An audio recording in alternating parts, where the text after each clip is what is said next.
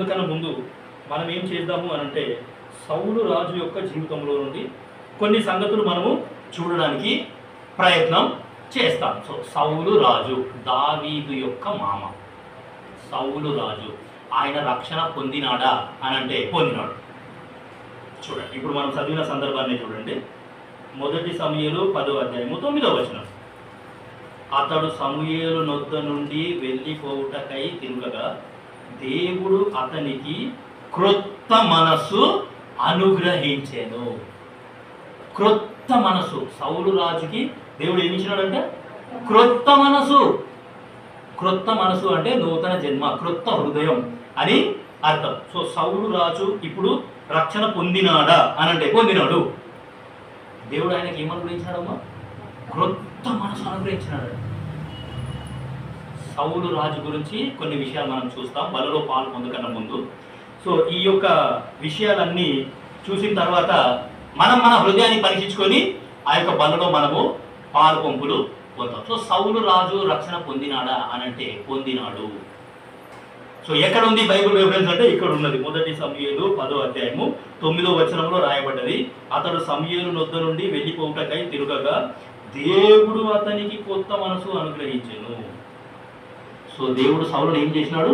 మార్చినాడు. క్రొత్త మనసు ఆయనకి అనుగ్రహించినాడు. ఇక్కడ సందర్భం ఏంటంటే యాక్చువల్లీ 1 నుండి 9 వరకు చదవాల్సింది. సో సమయాన్ని బట్టి చదవలేదు. సో ఇక్కడ సందర్భం ఏంటంటే సౌలు యొక్క గార్ధభం ఎక్కడో తప్పిపోయింది. ఆ గార్ధభాముని వెతుకుంటూ ఆయన వస్తున్నాడు. సో అంతకంటే ముందే దేవుడు ఏం చేసినాడు అని అంటే సమూయేలుకి చెప్పినాడు అనమాట. ఏమని? రేపటి దినాన ఒక వ్యక్తి నీ యుద్ధకు వస్తాడు. ఆయనని అంటే ఇశ్రాయేలు ప్రజలు ఏం చేసినారు అని అంటే ఈ సమూయేలు యొక్క కుమారుడు అప్పటి వరకు ఏదో వాళ్ళకి న్యాయం తీరుస్తున్నారు, వాళ్ళకు రాజు లేడు. సో సమూయేలు యొక్క కుమారుల యొక్క ప్రవర్తన కూడా సరిగ్గా లేదు. సో మీ కుమారుల ప్రవర్తన కూడా ఏం బాగలేదు, నీ ప్రవర్తన వంటి ప్రవర్తన నీ కుమారులకు లేదు.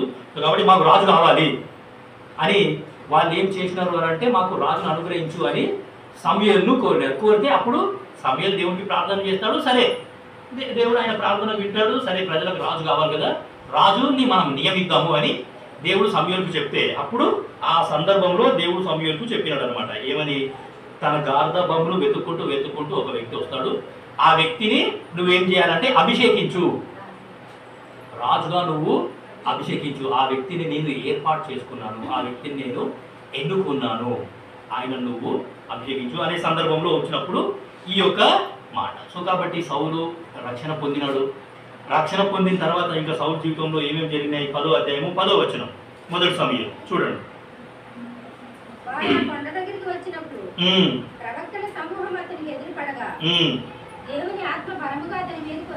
చూసారా? ఒకటి క్రొత్త మనసు పొందుకున్నాడు ఆయన అంటే నూతన జన్మ పొందినాడు, రక్షణ పొందిన విశ్వాసి. సౌలు ఎవరు అంటే రక్షణ పొందిన విశ్వాసి. దాని తర్వాత దేవుని ఆత్మ అతని మీదికి వచ్చినాడు అనే సంగతి మనం చూస్తున్నాం. దేవుని ఆత్మ చేత నడిపింపబడ్డ వ్యక్తి.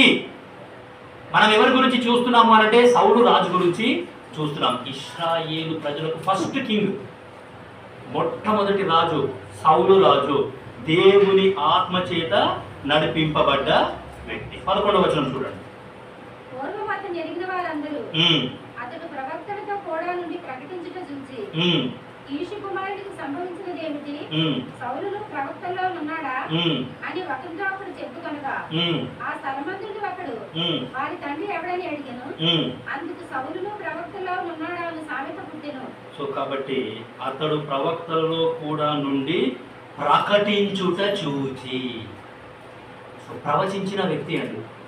దేవుని ఆత్మ బలం మీదకి వచ్చిన తర్వాత సౌలు ఏం చేసినాడు? ప్రవచించినాడు, దేవుని వాక్యాన్ని ప్రకటించినాడు, దేవుని వాక్యాన్ని ఆయన బోధించినాడు, ఇతరులకి చెప్పినాడు. సో ప్రవక్త అంటే జరగబోయేది చెప్పేవాడు అని అర్థం. జరగబోయేది చెప్పేవాడు, తెలియజేసేవాడు. దేవుని యుద్ధకు వెళ్ళి దేవునితో ప్రార్థన చేసి దేవుని దగ్గర ఆ యొక్క మాటలు పొందుకొని ఆ దేవుడు నెక్స్ట్ ఏం చెయ్యబోతున్నాడు అనే సంగతి ఈయన తెలుసుకొని ఈయన ప్రజలకి చెప్తాడు. కాబట్టి ప్రవక్త. మనం ఎవరి గురించి చూస్తున్నాము అంటే సౌలు రాజు గురించి చూస్తున్నాము. రక్షణ పొందిన విశ్వాసికి ఖచ్చితంగా ఇటువంటి లక్షణాలు అన్నీ ఉంటాయండి. ఇందులో పాలు పంపులు పొందకన్నా ముందు నేను ఏ విధంగా ఉన్నాను అని అంటే అది మనం పరీక్షించుకుంటే చాలా అద్భుతంగా ఉంటుంది. సౌలు రాజు రక్షణ పొందినాడు, దాని తర్వాత దేవుని ఆత్మ చేత నడిపింపబడ్డ వ్యక్తి, దాని తర్వాత ప్రవచించిన వ్యక్తి. 10:1 అదే మొదటి సమూయేలు 10వ అధ్యాయం 1వ వచనం. అప్పుడు సమూయేలు తైలపు బుడ్డి పట్టుకొని సౌలు తల మీద తైలం పోసి అతని ముద్దు పెట్టుకొని యెహోవా నిన్ను అభిషేకించి. చూశారా ఎవరు అభిషేకించారంట సౌలుని? యెహోవా నిన్ను అభిషేకించి. యెహోవా చేత అభిషేకం పొందిన వ్యక్తి ఎవరు అంటే సౌలు. 4 సంగతులు చూసినాం కదా. 10వ అధ్యాయము 26వ వచనం చూడండి. 5వ సంగతి చూడండి. సౌలును గిబియాలోని తన ఇంటికి వెళ్ళిపోయిను. దేవుని చేత హృదయ ప్రేరేపణ నొందిన శూరులు అతని వెంట వెళ్ళిరి. చూశారా అంటే సౌలు రాజుగా అభిషేకింపబడ్డ తరువాత ఏమి అంటే దేవుని చేత హృదయ ప్రేరేపణ నొందిన వాళ్ళు సౌలుతో పాటు కూడా అంటే సౌలుకు మీరంతా హెల్ప్ చేయండి అని దేవుడు కొద్ది మందిని ప్రేరేపించినాడు. సో సౌలు కూడా వాళ్ళని అంగీకరించినాడు. అంటే ఆయన ఆత్మీయ జీవితం స్టార్టింగ్ లో సౌలు చేసిన పని ఏంటి అంటే ఆత్మీయంగా చాలా మంచిగా ఉన్నాడు, దేవుని చేత నడిపింపబడ్డాడు, ఆత్మ చేత నడిపింపబడ్డాడు. దాని తర్వాత దేవుడి యొక్క ఏమి అంటే పనిలో నిమగ్నమై ఉన్నాడు. దాని తర్వాత 9:15 మొదటి సమూయేలు 9వ అధ్యాయం 15వ వచనం. సౌలు అతడికి రేపు వచ్చునని యెహోవా సమూయేలుకు తెలియజేసెను. ఎట్లనగా నా జనుల మర నా ఎదుటకు వచ్చెను, నేను వారిని దృష్టించి ఉన్నాను. కాగా ఫిలిష్తీయుల చేతిలో నుండి నా జనులను విడిపించుటకై నా జనులని ఇశ్రాయేలీయుల మీద వారిని అధికారిగా అభిషేకించటకు గాను రేపు ఈ వేళకు నేను బెన్యామీను దేశంలో నుండి ఒక మనిషిని నీ ఎద్దకు రప్పించుదును. సౌలు సమూయేలుకు కనపడగానే సమూయేలునకు కనబడగానే యెహోవా ఇతడే నేను నీతో చెప్పిన మనిషి ఇదిగో ఇతడే నా జనులను ఏలునని అతనితో సెలవిచ్చెను. చూశారా దేవుడు పలుకుతున్న మాటలండి. సౌలు రాజు గురించి దేవుడు పలుకుతున్న మాట, నేను ఏర్పరచుకునే వ్యక్తి ఇతడే సౌలు రాజు, యెహోవా అంటే తండ్రి అయిన దేవుని చేత ఏర్పరచబడిన వ్యక్తి. ఇవన్నీ సంగతులు మన విషయంలో జరిగినాయండి. నిజమంటారా కాదంటారా? మనమందరము దేవుని చేత ఏర్పాటు చేయబడ్డ వాళ్ళమైనా, మనమందరము రక్షణ పొందిన వాళ్ళమైనా, మనమందరము ఆత్మచేత నడిపింపబడుతున్నామా? సో ఇవన్నీ సంగతులు మన విషయంలో జరిగినాయి. ఇప్పుడు చూడండి 13:1 మొదటి సమూయేలు 13వ అధ్యాయము 1వ వచనం. మొదటి సమూయేలు. సౌలు 30 ఏండ్ల వాడై ఏలనారంభించెను. అతడు 2 సంవత్సరములు ఇశ్రాయేలీయులను ఏలెను. చాలు. ఎన్ని సంవత్సరాలు ఏలినాడంట? 2 ఇయర్స్. అంటే రక్షణ పొందిన 2 ఇయర్స్ ఆయన మంచిగానే ఉన్నాడు. ఇప్పుడు నేను కూడా రక్షణ పొందిన తర్వాత ఏమి అనంటే ఎట్లా ఉన్నాను అనే సంగతి మనము పరీక్షించుకుంటే మనకు చాలా అద్భుతంగా ఉంటుంది. 2 సంవత్సరాలు ఆయన ఆ రాజ్యాంగాన్ని చదివినాడు. ఆ రాజ్యాంగంలో ఏమేమైనా మార్పులు చేర్పులు చేయాలా అంటే చేసినాడు. దేవుణ్ణి అడిగినాడు, సమూయేలును అడిగినాడు, దేవుని ప్రవక్త అయిన సమూయేలును అడిగినాడు. అడిగి అన్ని పనులు చేసినాడు. ఏ పని చేయాలన్నా సరే ఆయన ప్రవక్త దగ్గరికి వెళ్ళినాడు. సమూయేలుతో డిస్కస్ చేసి మరి అన్ని పనులు ఆయన చేసినాడు. 13 మొదటి సమూయేలు 13వ అధ్యాయం 13వ వచనం. అందుకు సమూయేలు ఇట్లనెను, నీ దేవుడైన యెహోవా నీకు ఇచ్చిన ఆజ్ఞను గైకొనక నీవు అవివేకపు పని చేసితివి. నీ రాజ్యమును ఇశ్రాయేలీయుల మీద సదాకాలము స్థిరపరచుటకు యెహోవా తలచి ఉండెను. అయితే నీ రాజ్యం నిలువదు. యెహోవా తన చిత్తానుసారమైన మనసు గల యొక్కని కనుకొని ఉన్నాడు. నీవు ఆజ్ఞాపించిన దాన్ని నీవు గైకొనకపోతివి కనుక యెహోవా తన జనుల మీద అతన్ని అధిపతిగా నియమించును. సో కాబట్టి ఇది డౌన్ ఫాల్ ఆఫ్ సాల్ అని అంటారు. సో కాబట్టి సౌలు యొక్క ఆత్మీయ జీవితం పతనమైన సందర్భం.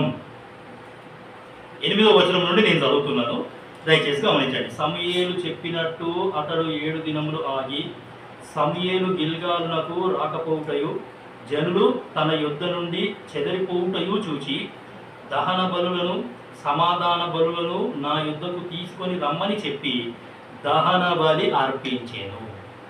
ఇది సమూయేలు చేసిన మొట్టమొదటి పొరపాటు.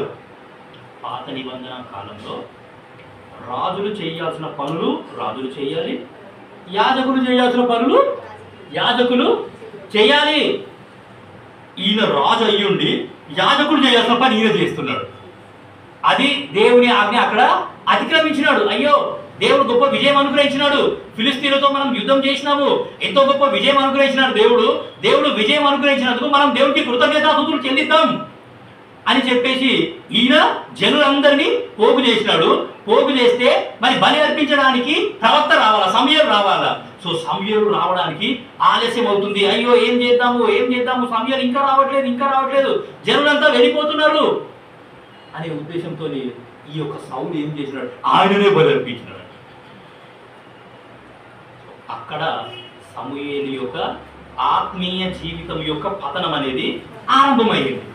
సో రాజులు చేయాల్సిన పనులు రాజులు చేయాలా, యాజకులు చేయాల్సిన పనులు యాజకులు చేయాలి. ఈ యొక్క సౌలు రాజు ఏం చేసినాడు అని అంటే యాజకుడు చేయాల్సిన పని ఈయన చేసినాడు. సో కాబట్టి అక్కడ ఏమి అంటే దేవుని ఆజ్ఞను నువ్వు అతిక్రమించినావు. అక్కడ జరిగిన సందర్భం ఏంటంటే ఆయన బలి అర్పించిన వెంటనే మరో క్షణం, ఒక్క సెకండ్ కూడా ఆలస్యం కాకుండా సమూయేలు వచ్చేసిండట అక్కడికి. సో ప్రియమైన దేవుని బిడ్డలారా, అసలు ఈ రోజులలో నిజంగా విశ్వాసులు చాలా అంటే ఇంకా మాకే వాక్యం తెలుసు, వీడేది మాకు చెప్పేది, మేము కూడా వాక్యము బోధించగలుగుతాం, మేము కూడా వాక్యం అర్థం చేసుకుంటాం అని వాళ్ళ లోపలికి ఒక రకమైన ప్రౌడ్ ఫీలింగ్ అనేది విశ్వాసులకి నేనైతే గమనిస్తున్నాను. మరి సో కాబట్టి ఏం చేస్తాము అని అంటే వీటన్నిటిని బట్టి మనము హెచ్చరికలు అనేవి తీసుకుంటాం. సమూయేలు యొక్క డౌన్ఫాల్ అనేది మొదలైంది. ఇక్కడ 13వ వచనం, 13 మొదటి సమూయేలు. అందుకు సమూయేలు ఇట్లనెను, నీ దేవుడైన యెహోవా నీకు ఇచ్చిన ఆజ్ఞను గైకొనక నీవు అవివేకపు పని చేసితివి. నీ రాజ్యము ఇశ్రాయేలీయుల మీద సదాకాలం స్థిరపరచుటకు యెహోవా తలచి ఉండెను, అయితే నీ రాజ్యము నిలువదు. 14వ వచనంలో ఇంకా అద్భుతమైన మాట చూడండి. యెహోవా తన చిత్తానుసారమైన మనస్సు గల యుగని కనుగొని ఉన్నాడు. తన చిత్తానుసారమైన మనస్సు గల యుగని కనుగొని ఉన్నాడు. ఈ మాట సౌలు యొక్క హృదయంలో ఉండిపోయింది. నా రాజ్యాన్ని సదాకాలం నిలుస్తాను అని దేవుడు తలంచినాడు. ఒక్క మాట, ఒక్క ఆజ్ఞ గైకొనకపో, ఒక్క ఆజ్ఞని అతిక్రమించడం ద్వారా ఇంత గొప్ప నష్టం నాకు కలుగుతుందా? ఆయన చిత్తానుసారుడైన మనుషుడు మరి నేను ఆయన చిత్తం చేయట్లేదా అంటే చేయలేదు. ఇక్కడ ఈ సందర్భంలో నువ్వు చేయలేదు, ఆయన చిత్తాన్ని ఎదిరించేసినావు. ఇది మొట్టమొదటి సమూయేలు చేసిన సౌలు చేసిన మొట్టమొదటి తప్పు. యెహోవా తన చిత్తానుసారమైన మనస్సు గల యుగని కనుగొని ఉన్నాడు, నీకు ఆజ్ఞాపించిన దాన్ని నీవు గైకొనకపోతివి గనుక యెహోవా తన జనుల మీద అతనిని అధిపతిగా నియమించు. ఇక్కడ సౌలు చేసిన మొట్టమొదటి తప్పు. సరే, మొట్టమొదటి తప్పు చేసినాడు, సరే దేవుడు కూడా కొంతకాలం అట్లా ఉంచినాడు, ఏమైనా మార్పు వస్తుందేమో చూద్దాము అని దేవుడు కొంతకాలం వెయిట్ చేసినాడండి. 15వ అధ్యాయము 3వ వచనం నుండి చదవండి. మొదటి సమూయేలు 15వ అధ్యాయము 3వ వచనం. కాబట్టి నీవు పోయి కనికరింపక అమాలేకీయులను హతము చేయొచ్చు, పురుషులనేమి స్త్రీలనేమి బాలులనేమి పసిపిల్లలనేమి ఎద్దులనేమి గొర్రెలనేమి ఒంటెలనేమి గాతకమునేమి అన్నిటినీ హతము చేసి వారికి కలిగినదంతా బొత్తిగా పాడు చేసి అమాలేకీయులను నిర్మూలన చేయమని చెప్తున్నాను. సో కాబట్టి ఇది సెకండ్ టెస్ట్ అన్నమాట. ఆత్మీయ జీవితంలో సౌలుకు వచ్చిన సెకండ్ టెస్ట్. ఈ యొక్క పరీక్షలోనైనా కనీసం మరి సౌలు పాస్ అయినాడా అని అంటే ఈ పరీక్షలో కూడా ఆయన పాస్ కాలేదు. చూడండి, 4వ వచనం నుండి నేను చదువుతున్నాను. ఫస్ట్ టెస్ట్లో ఆయన ఫెయిల్ అయిపోయినాడు. సెకండ్ టెస్ట్ ఏంటి? ఫస్ట్ టెస్ట్ ఫిలిస్తీయులతో యుద్ధం జరిగింది, ఆయన గెలిచినాడు. ఆ గెలిచిన తర్వాత ఆయన చేయాల్సిన పని చేయకుండా యాజకుడు చేయాల్సిన పని గీల చేసినాడు. ఇప్పుడు రెండవ పరీక్ష ఏంటి అంటే అమాలేకీయుల యుద్ధకు నువ్వు వెళ్ళిపో, దేవుడు నీకు తోడుగా ఉంటాడు, దేవుడు నీకు విజయం అనుగ్రహిస్తాడు. అందులో ఒక్కటి కూడా ఏది కూడా విడిచిపెట్టకుండా సమస్తాన్ని నువ్వు నిర్మూలన చేయాలా అని దేవుడు ఆజ్ఞాపిస్తే ఈయన ఏం చేసినాడో చూడండి. 4వ వచనం నేను చదువుతున్నాను. అంతటా సౌలు జనులను పోగు చేసి తేలాయిములో వారిని లెక్కబెట్టగా కాలుబలము 2,00,000 మందియు, యూదావారు 10,000 మందియు నుండిరి. 5వ వచనం.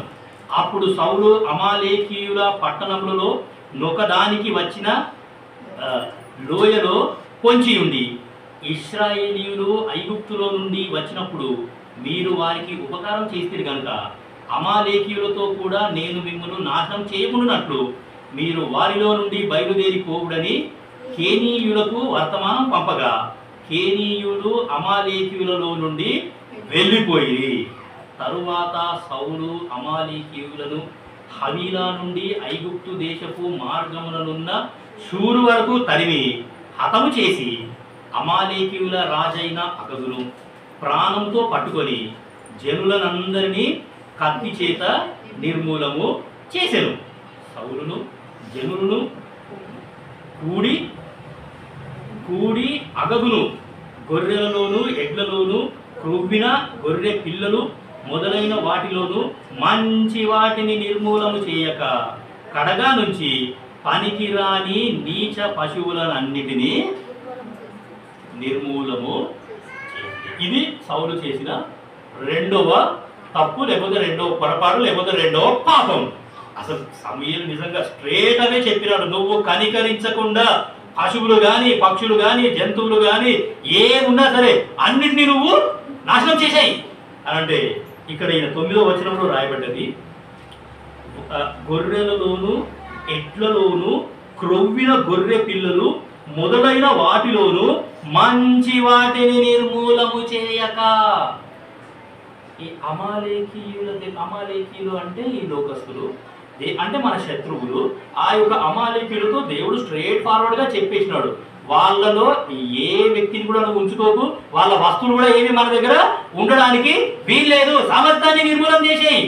అంటే సౌలు ఆలోచించిన విధానం ఏ విధంగా ఉంది అంటే, ఇవన్నీ మంచిగానే ఉన్నాయి, ఇవన్నీ శ్రేష్టమైన వాటిగానే ఉన్నాయి, ఇవన్నీ తీసుకొని పోయి నేను దేవునికి బలి అర్పిస్తాను కదా.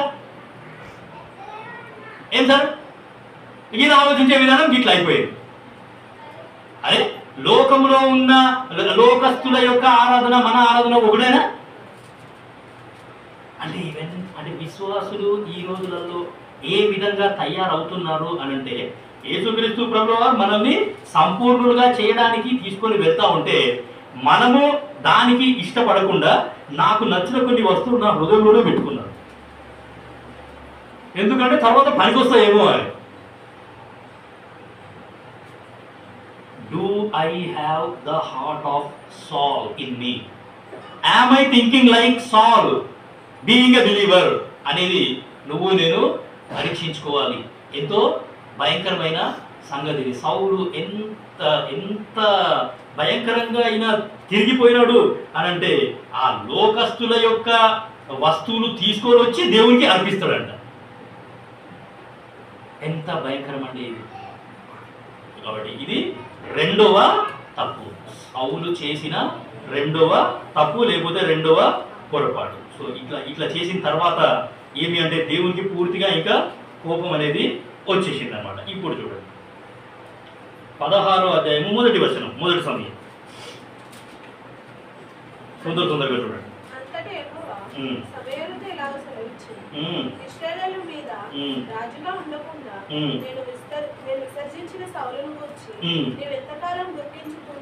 నేను విసర్జించిన సౌలును గురించి అర్థమవుతున్నాయని దేవుని మాట. ఒకప్పుడు దేవుడే చెప్పినాడు, నేను ఈయనని ఎన్నుకున్నాను, ఈయనని నువ్వు అభిషేకించు. దాని తర్వాత ఇప్పుడు ఇక్కడ ఏం చెప్తున్నాడు దేవుడు? విసర్జించినాను, ఇతన్ని విసర్జించినాను. వాళ్ళలో పాలు పొందుతున్న నన్ను దేవుడు అంగీకరిస్తున్నాడా, విసర్జిస్తున్నాడా? నా ప్రవర్తన దేవుడు గమనిస్తున్నాడు, నా ఆలోచనలు దేవుడు గమనిస్తున్నాడు. నేను ఎవరితో కూర్చుంటున్నాను, ఎవరితో మాట్లాడుతున్నాను, నా యొక్క ఆఫీస్కి వెళ్ళి నేను ఏం చేస్తున్నాను, నా యొక్క బంధువుల మధ్యలోకి వెళ్ళి నేను ఏం చేస్తున్నాను, నా యొక్క ప్రవర్తన గమనించిన దేవుడు నన్ను అంగీకరిస్తున్నాడా, తృణీకరిస్తున్నాడా? రక్షణ పొందిన తరువాత నేను ఏ విధంగా జీవిస్తున్నాను అనే సంగతి నువ్వు నేను పరీక్షించుకుంటే చాలా అద్భుతంగా ఉంటుంది. సో కాబట్టి యేసు క్రీస్తు ప్రభుల వారి చేత ఏర్పరచబడ్డ వ్యక్తి ఈరోజు ఆయన తర్వాత ఆత్మీయ జీవితంలో ఆయన సాక్ష్యం ఏంటి అని అంటే దేవుని చేత విసర్జింపబడ్డాడు. ముందు చదవండి. నీవెంతకాలము దుఃఖింతువు, నీ కొమ్మును తైలముతో నింపుము, బెత్లెహేమీయుడైన యెషై యుద్ధకు నిన్ను పంపుచున్నాను, అతని కుమారులలో ఒకరి నేను రాజుగా నియమించుదును. సమూయేలు ఇట్లా నేను వెళ్ళుదును, నేను వెళ్ళిన సంగతి సౌలు వినిన ఎడల అతడు నన్ను ఏం చేస్తున్నాడండి? సౌలు సమూయేలు ఏం చేస్తున్నాడంట? నేను ఆ యొక్క నీ హృదయానుసారుడైన వ్యక్తి యొద్దకు నేను గనక వెళ్తున్నాను అనే సంగతి సౌలుకు వినబడితే నా పరిస్థితి ఏంటి? సౌలు నన్ను ఏం చేస్తాడు? అయిపోయి ఎంత భయంకరంగా ఈ యొక్క సౌలు పడిపోయినాడండి ఆయన ఆత్మీయ జీవితంలో. అర్థమవుతుంది కదా దేవుని వాక్యం అంటే? ఇంకా దేవుని స్వరాన్ని పూర్తిగా పక్కన పడేసినాడు, దేవుని ప్రవక్తలను పూర్తిగా పక్కన పడేసినాడు. నేను ఏమైనా అయిపోయి ఈ యొక్క సింహాసనం నాకే ఉండాలి, నా తర్వాత నా తరానికే ఉండాలి, నా తర్వాత నా పిల్లల యొక్క సింహాసనం మీద ఉండాలి, మేమే తరతరంలో ఏలుతాం అనే ఉద్దేశంతో ఆయన అన్నీ మర్చిపోయి ప్రవక్తలనే చంపేంత రేంజ్కి ఆయన ఎదిగిపోయాడు. అంత భయంకరంగా ఈ యొక్క సౌలు ఆయన ఆత్మీయ జీవితంలో పడిపోయినట్టు మనము చూస్తాము. ప్రియమైన దేవుని బిడ్డలారా, what is my spiritual life? So నేను నా ఆత్మీయ జీవితంలో ఎక్కడున్నాను? నేను ఆత్మీయంగా ఎదుగుతున్నానా, ముందుకు వెళ్తున్నానా, లేకపోతే పడిపోయినానా? పడిపోయి ఎంతో కాలం అయిపోయిందేమో. సో చాలా భయంకరమైన సంగతి, సౌలు ప్రవక్తలనే చంపే అంత నీచమైన స్థితికి ఆయన వెళ్ళిపోయినాడు. చూడండి, ముందుకు చూడండి 16-14. చాలా వాక్యం అర్థమవుతుందా? స్టార్టింగ్ లో ఏవేవైతే ఆశీర్వాదాలు ఆయనకు వచ్చినాయో అవన్నీ ఏమవుతున్నాయి? ఇప్పుడు వెళ్ళిపోతున్నాయి. ఎందుకు అనంటే జస్ట్ ఆజ్ఞ అతిక్రమించినాడు కాబట్టి. ఒక్కసారి మనం ఆజ్ఞ అతిక్రమించినాం అనుకోండి, అది మనకు అట్లనే అలవాటు అవుతూ ఉంటుంది. అది అలవాటు అయిపోయిన తర్వాత దేవుడు ఏం చెయ్యట్లేదు, నేనేం చేసినా దేవుడు ఊరికే ఉంటున్నాడు, సో కాబట్టి దేవుడు ఏం చెయ్యట్లే అని చెప్పేసి ఇంకా దాంట్లోనే మనం కంటిన్యూ అయిపోతాం. కొద్దిమంది విశ్వాసులకి నేను ఇలా కంటిన్యూ అవడమే దేవుచితం అని కూడా అంటారు వాళ్ళు. సో కాబట్టి యెహోవా యొక్క ఆత్మ సౌలు యుద్ధ నుండి వెళ్ళిపోయినాడు. అంటే దేవుని ఆత్మ చేత నడిపింపబడ్డ వ్యక్తి అప్పటి వరకు పరిశుద్ధాత్మ దేవుడు ఆయన లోపలలోనే ఉన్నాడు. పరిశుద్ధాత్మ దేవుడు నా లోపల నుండి నన్ను గద్దిస్తాడు, నన్ను సరిచేస్తాడు. పలానా చోట నువ్వు పడిపోయినావు, పలానా చోట నువ్వు సరిగ్గా మాట్లాడలేదు, పలానా వ్యక్తికి నువ్వు గాయపరిచినావు, ఆయన మనసు నొక్కించే విధానంగా నువ్వు మాట్లాడినావు. పరిశుద్ధాత్మ దేవుడు గద్దిస్తుంటే నేను సరిచేసుకోకుండా ఆ యొక్క పరిశుద్ధాత్మని నేను ధృవీకరించేసిన. అలాంటప్పుడు దేవుడు కూడా ఏం చేస్తాడు అంటే ఆ యొక్క పరిశుద్ధాత్మ దేవుని కూడా తీసేశాడు. ముందుకు చదవమ్మ.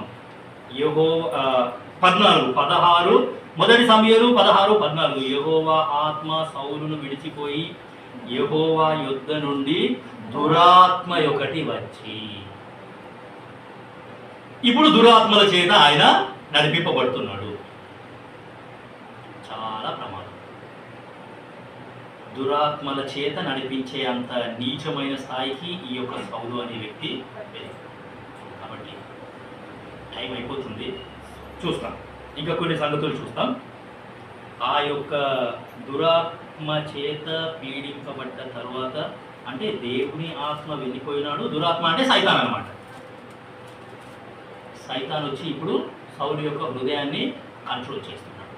సౌలుని సైతాను ప్రేరేపించినాడు అనమాట. ఇప్పుడు సైతాను చేత ప్రేరేపింపబడి సౌలు ఏ విధంగా ప్రవర్తిస్తున్నాడో చూడండి. 52వ కీర్తన హెడ్డింగ్ చదవండి. 52వ కీర్తన శీర్షిక 52వ కీర్తన శీర్షిక చదువుతారా? అది కాదు, శీర్షిక చదవమ్మా, హెడ్డింగ్ చదువు. ఎదోమీయుడైన దోయేగు సౌలు నొద్దకు వచ్చి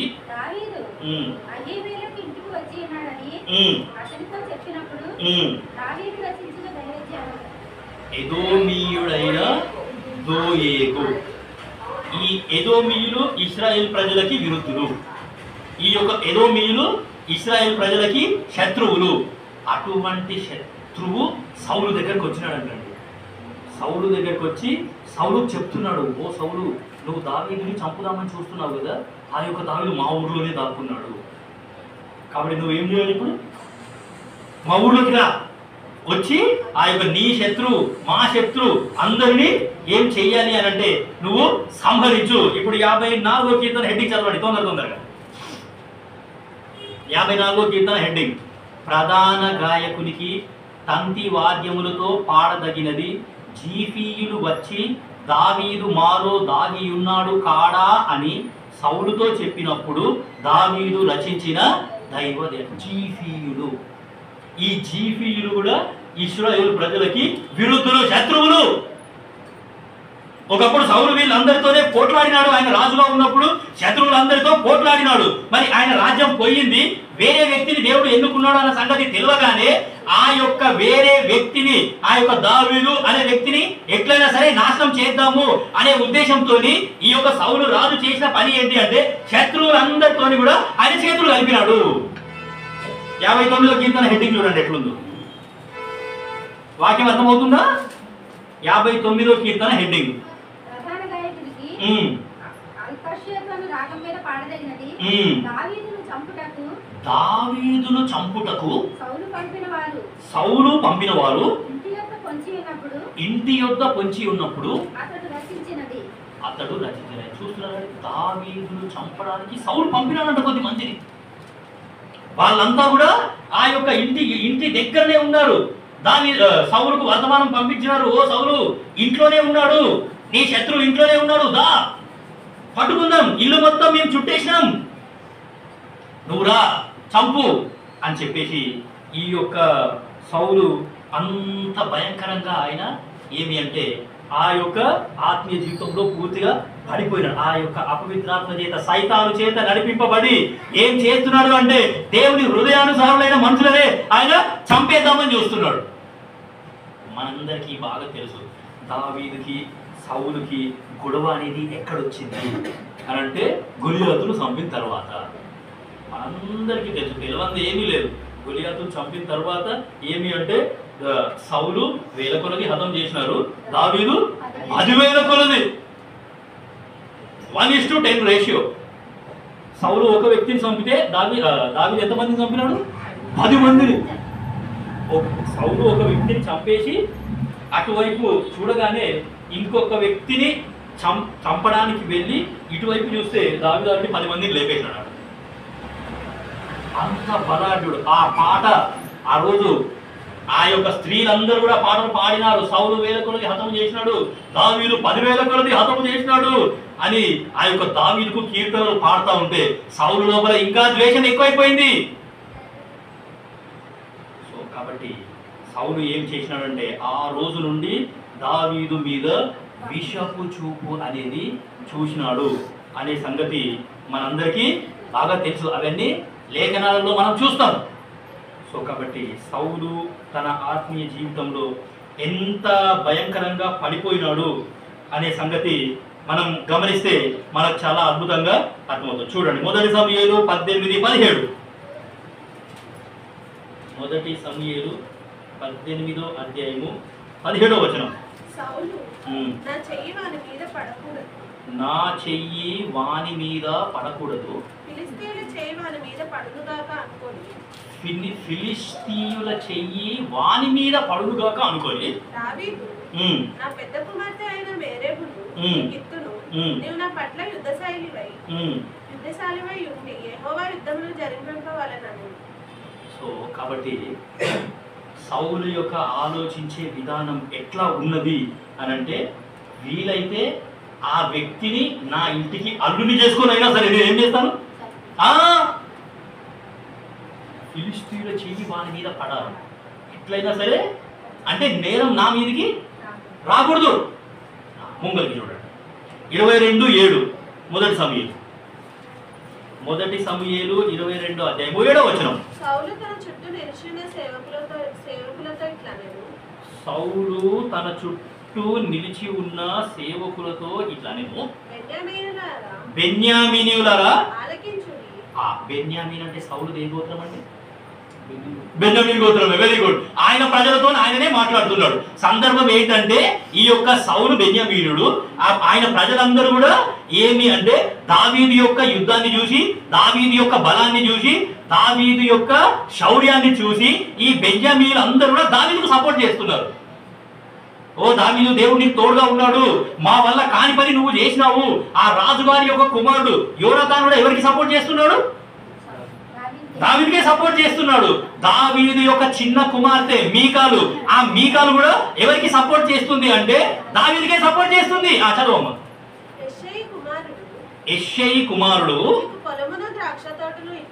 మీకు పొలమును ద్రాక్ష తోటను ఇచ్చునా, మిమ్మును సహస్రాధిపతులుగాను శతాధిపతులుగాను చేయునా, మీరెందుకు చూసిందండి, మీరెందుకు నా మీద కుట్ర చేయుచున్నారు అనే మాట మనం ఇక్కడ చదువుతున్నాం. సో కాబట్టి సౌలు నిజంగా అయ్యో ప్రభువా నన్ను క్షమించు, నా హృదయాన్ని నేను పరీక్షించుకుంటున్నా, నేను తగ్గించుకుంటాను, దయచేసి నువ్వు నన్ను ఏమీ చెయ్యకు అని అనకుండా ఈ యొక్క సౌలు చేసిన పని ఏంటి అనంటే ఆయన ఎంతమంది అయితే సరే అంతమందిని నేను పోగు చేసుకుంటాను అని ఏమి అనంటే ఆయన ఈ విధంగా పూర్తిగా ఇది చేసినాడు.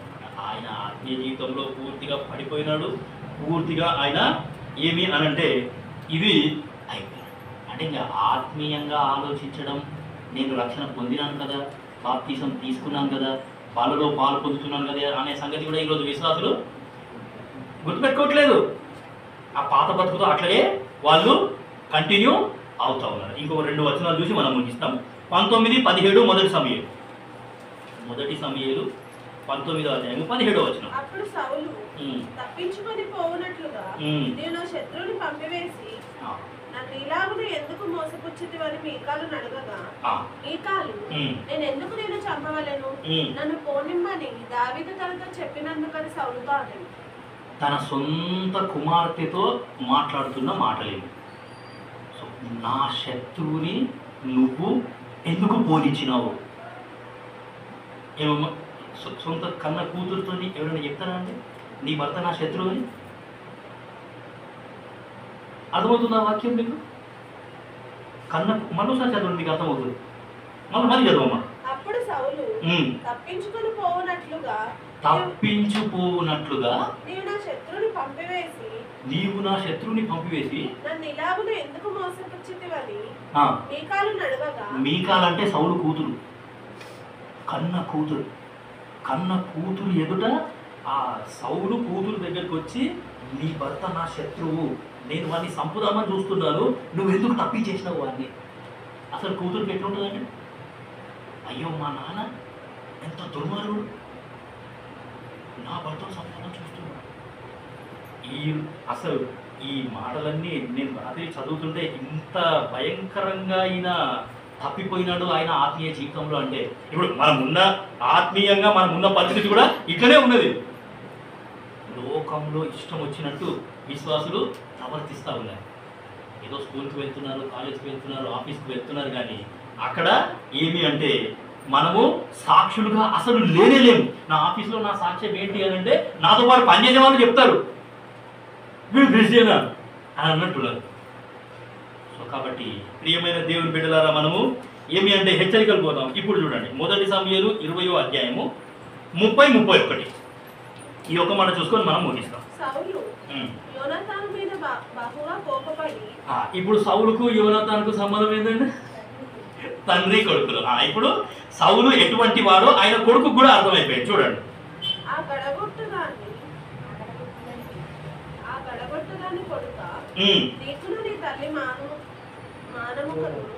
సిగ్గు కలుగునట్లుగా నీవు యెష్షయి కుమారుని స్వీకరించిన సంగతి నాకు తెలిసినది కాదా? యెష్షయి కుమారుడు భూమి మీద బ్రతుకునంత కాలము, యెష్షయి కుమారుడు భూమి మీద బ్రతుకునంత కాలము నీకైనను నీ రాజ్యమునకైనను. ఎవరి రాజ్యం అంటారు? అక్కడ సౌలు తన కుమారునితోనే మాట్లాడుతున్నాడు. ఆ యొక్క దావీదు బతికినంత కాలము, ఓ యోనాతాను, ఓ నా కొడుకా, నా తర్వాత నువ్వే రాజు అవ్వాలి, నా తర్వాత నిన్ను రాజులు చేద్దామని నేను అనుకుంటే, నా తర్వాత నువ్వు సింహాసనం ఎక్కాలా, నువ్వు శాసనం చేయాలా, నువ్వు పరిపాలన చేయాలా అని నా ఉద్దేశము నీకు తెలియజేస్తే నువ్వు వానికి వరకు హెల్ప్ చేస్తున్నావు. మన రాజ్యం పోతుంది, పోవద్దు, మనమే ఏలాలి. చదవమ్మా 31. యెష్షయి కుమారుడు భూమి మీద బ్రతుకునంత కాలము నీకైనను నీ రాజ్యమునకైనను స్థిరత కలుగదు కదా. ఈ రాజ్యం మనది, మనము ఏలబోతున్నాం. స్థిరత కలుగదు కదా, కాబట్టి నీవు వర్తమానము పంపి అతనిని నా దగ్గరకు రప్పించుము. నిజముగా అతడు మరణమునకు అర్హుడని చెప్పాను. ఎంత దౌర్భాగ్యం అండి. దేవుని యొక్క హృదయానుసారుడైన దావీదుని హతమార్చడానికి చూస్తున్నాడు. ఆ సంగతి మీకాకు తెలిసిపోయింది. దాని తర్వాత యోనతానుకు తెలిసిపోయింది. దాని తర్వాత బెన్యామీయులందరికీ తెలిసిపోయింది. ఇంట్లో ఉన్న వాళ్ళందరికీ, శత్రువులకు కూడా తెలిసిపోయింది. ఆ శత్రువులందరితో ఆయన కూటమిగా ఏర్పాటు చేసుకొని, మీ శత్రువు నా శత్రువు ఒకడే, అందరం కలిసి ఆ యొక్క దావీదును మనము హతం చేద్దామని లేకుండా చేద్దాం. 18వ కీర్తన హెడ్డింగ్ చూడండి. ఆ ఒక్క మాట చదువుకొని వాళ్ళలో పాల్పొందుతాం. 18వ కీర్తన శీర్షిక అందరం కలిసి చదువుతాం. 18వ కీర్తన శీర్షిక మనమందరము కలిసి గట్టిగా చదవడానికి ప్రయత్నం అనేది చేస్తాం. అందరం కలిసి 18వ కీర్తన శీర్షిక చూడండి. ప్రధాన గాయకునికి యెహోవా దాసుడైన దావీదు కీర్తన. అతని శత్రువులందరి చేతిలో నుండి, సౌలు చేతిలో నుండి యెహోవా అతని తప్పించిన దినమున దావీదు ఈ గీత వాక్యములను చెప్పి యెహోవాను స్తోత్రించి అతడిట్లనెను. తన శత్రువులందరి చేతిలో నుండి దేవుడు విడిపించాడు. సౌలు చేతిలో నుండి కూడా దేవుడు దావీదును ఏం చేసినాడంట? విడిపించేసినాడు. సో కాబట్టి ఇప్పుడు నేను సౌలులాగా ఉన్నానా? నా ఆత్మీయ జీవితంలో పడిపోయినానా? ఇంకా ఏమైనా లోపల అట్లాగే కొన్ని దురలవాట్లు అట్లాగే ఉంచుకున్నాను నేను లోపల, అవి నాకు పనికొస్తాయేమో ఫ్యూచర్లో అని చెప్పేసి అలాగే ఉంచుకుంటే నువ్వు నేను పరీక్షించుకోవాల్సిన టైం అనేది ఇప్పుడు వచ్చేసింది. చాలా చాలా మన యొక్క ఆత్మీయ జీవితంలో మనం చాలా కేర్ఫుల్గా ఉండాలి. ఈ సౌలు యొక్క అంతము ఏ విధంగా ఉన్నది అని అంటే, ఆయన కత్తి మీద ఆయననే పడి చనిపోయాడు. సూసైడ్ చేసుకొని చనిపోయినాడండి. సౌలు లాస్ట్కి ఏమైపోయినాడు? ఆయన కత్తి మీద ఆయననే పడ్డాడు. ఆయన కత్తి మీద ఆయననే పడి ఏం లాభం చెప్పండి? దేవుని చిత్తానికి విరుద్ధంగా నువ్వు ఎన్ని ప్లాన్స్ వేసుకున్నా, ఎన్ని ప్రణాళికలు వేసుకున్నా, ఎన్ని నాటకాలు ఆడినా ఏం లాభం? ఏమైనా ఉపయోగపడ్డా ఆయనకి? ఫైనల్లీ దేవుని చిత్తమే నిలిచిందాడు, దేవుని చిత్తమే జరిగింది. సో కాబట్టి హెచ్చరిక పొందుకుంటాను. నేను నా ఆత్మీయ జీవితంలో ఎక్కడున్నాను, ఏ స్థాయిలో ఉన్నాను. సో కాబట్టి సౌలు రక్షణ పొందినాడు, అయినా సరే నేను రక్షణ పొందినాను అనే సంగతి మర్చిపోయినాడు. బాప్తిజం తీసుకున్నాను అనే సంగతి మర్చిపోయినాడు. బలలో పాల్పొందుతున్నాను అనే సంగతి మర్చిపోయినాడు. దేవుణ్ణి ఆరాధన చేస్తున్నాను అనే సంగతి మర్చిపోయినాడు. అంత రిచువల్, ఇంకా ఏదో చేస్తున్నాము, ఏదో బలలో పాల్పొందుతున్నాము అంటే పొందాలా, మందిరానికి వచ్చినాము అంటే వచ్చినాము, ఆరాధన చేస్తాము అంటే చేస్తాము, అంతే. అంతేగాని సీరియస్నెస్ అనేది లేకుండా ఏమైనా దేవుని బిడ్డలారా, మరి సౌలు యొక్క అంతమైతే చాలా ఘోరంగా ఉన్నది. మరి ఇప్పుడు నీ అంతము నా అంతము ఎట్లా ఉండబోతుంది?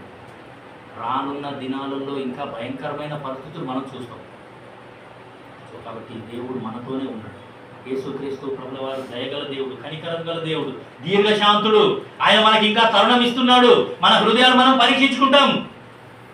సౌలు యొక్క జీవితం చూస్తే ఇంకా అద్భుతంగా ఉంటారు. అసలు ఇంకా ఎంత నీచమైన స్థితికి ఆయన వెళ్ళిపోయినాడో చాలా దౌర్భాగ్యంగా ఉంటారు. అసలు ఇప్పటికే